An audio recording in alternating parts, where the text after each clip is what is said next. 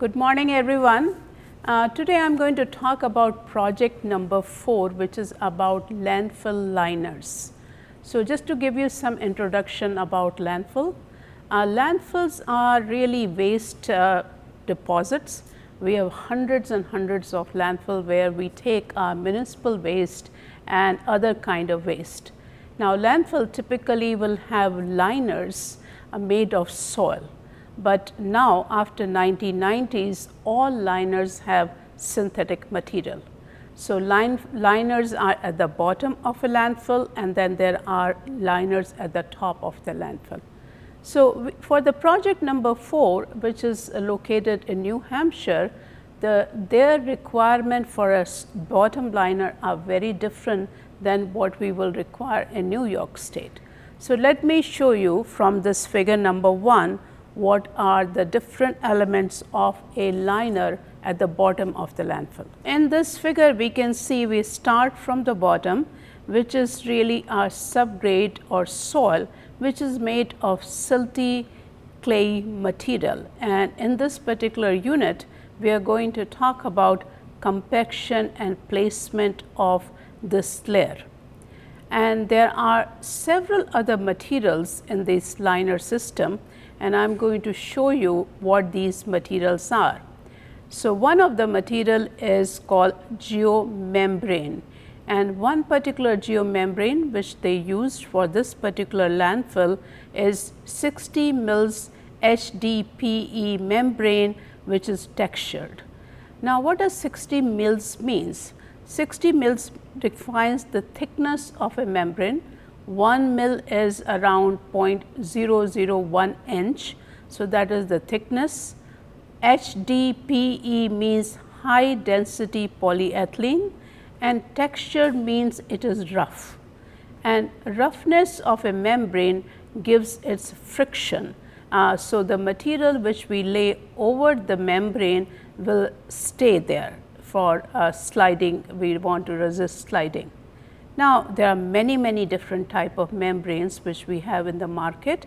Another type of category of membranes are made of PVC, and these membranes are also very impermeable, just like HDPE membrane, but they are very flexible, and one has a choice to choose between HDPE membrane or PVC.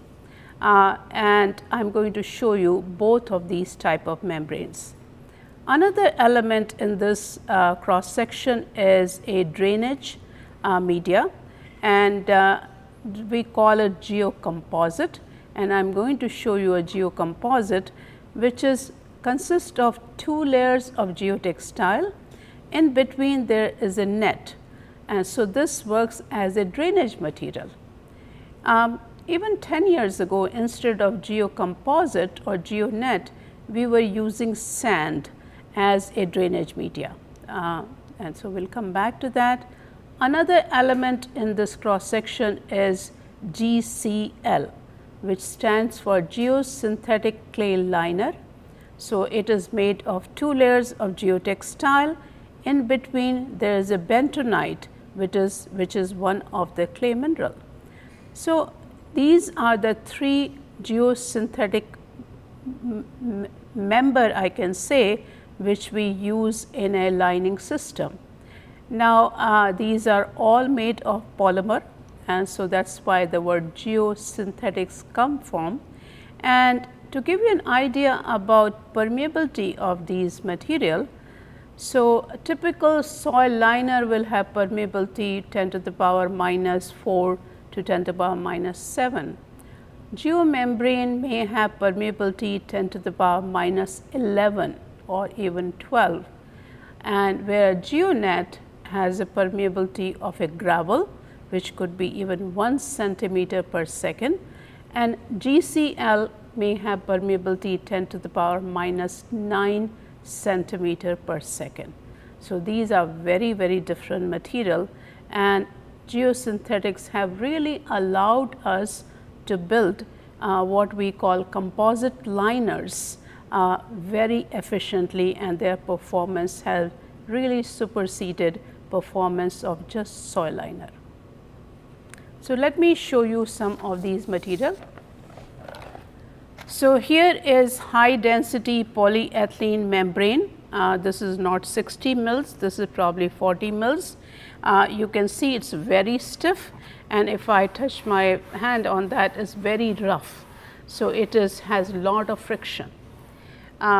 Here is for example PVC geomembrane, and you can see it is very flexible. It is also very impermeable, but it is very flexible. Here is what GeoNet or geocomposite looks like. It has two layers of geotextile, top and bottom, and in between there is a net, and this as a combination is placed as a drainage layer. Okay. And the last item, actually I do not have a GCL with me at this point, but this is what GCL would look like. It will have a bentonite powder looking material, and which will be placed between two layers of geotextile. I am going to post some photos of GCL or show you in my lecture. So, now you have some idea about not only just soil liners, but about geosynthetic materials used in lining system.